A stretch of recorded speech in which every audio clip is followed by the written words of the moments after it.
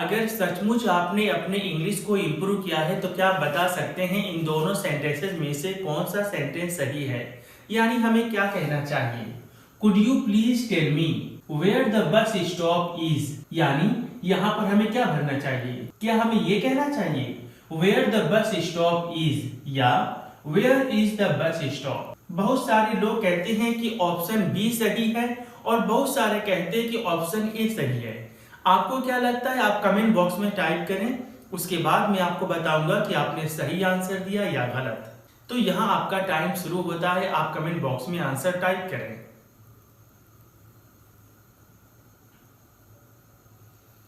यहाँ आपका टाइम खत्म हुआ।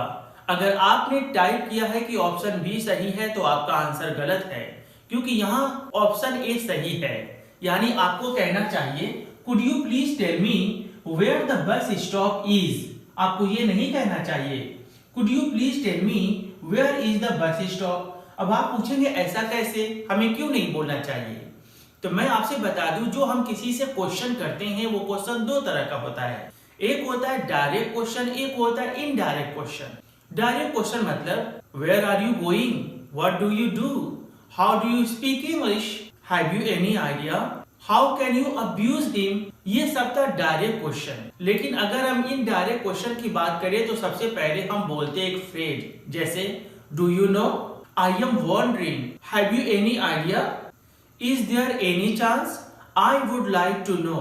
इनमें से कोई एक फ्रेज हम बोलते हैं, उसके बाद हम बोलते हैं एक इंटरोगेटिव सेंटेंस। तो यहाँ इस सूरत में जो हम वो प्रश्नवाचक वाक्य बोलते हैं, वहाँ सबसे पहले हमको बोलना चाहिए क्वेश्चन वर्ड, फिर हमें बोलना चाहिए सब्जेक्ट और लास्ट में हमें बोलना चाहिए वर्ब। कहने का मतलब है जब आप किसी से डायरेक्ट क्वेश्चन करेंगे तो आपका स्ट्रक्चर अलग होगा।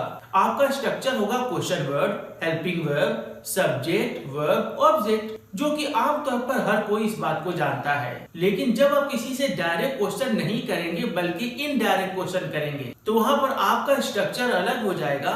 सबसे पहले आप बोलेंगे एक फ्रेज, यानी इनमें से कोई बोलेंगे आप एक फ्रेज, फिर आप बोलेंगे क्वेश्चन वर्ड, सब्जेक्ट और लास्ट में आप बोलेंगे वर्ब। इसीलिए ये कहना सही है could you please tell me where the bus stop is. सबसे पहले मैंने बोला क्वेश्चन वर्ड, उसके बाद मैंने बोला सब्जेक्ट, फिर मैंने बोला वर्ब। आइए कुछ और एग्जांपल देखें ताकि आप इस बात को आसानी से समझ लें कि डायरेक्ट क्वेश्चन कैसे बोलना है और इनडायरेक्ट क्वेश्चन कैसे बोलना है। What time does the bank open?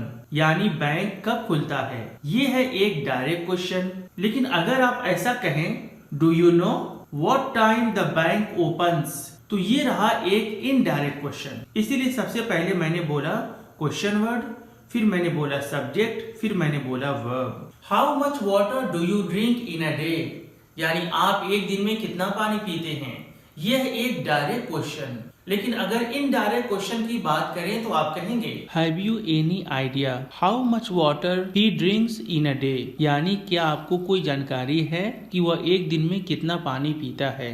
इन दोनों सेंटेंस का स्ट्रक्चर आप देख सकते हैं जो कि अलग अलग है। डायरेक्ट क्वेश्चन में सबसे पहले मैंने बोला question word, helping verb, subject, verb, object, जबकि इनडायरेक्ट क्वेश्चन में सबसे पहले मैंने बोला एक फ्रेज, फिर मैंने बोला क्वेश्चन वर्ड, सब्जेक्ट, वर्ब। तो उम्मीद करता हूँ कि आपको ये कंसेप्ट शानदार तरीके से समझ में आया होगा।